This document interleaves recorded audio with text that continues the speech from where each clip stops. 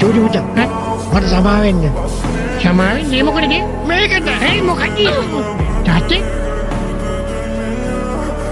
මොකද කරපුවේදී?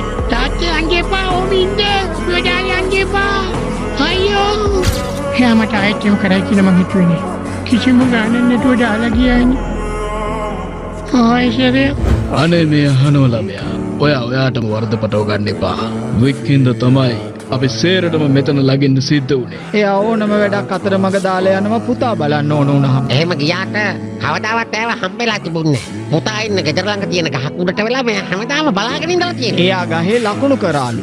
එයා එතනට ගිය හැම දවසක්ම. අනේ නිකන් ඉන්නක බොරුවක් අනේ. කොයි මුකුත් නෑනේ. ඒකත් බොරුවක්.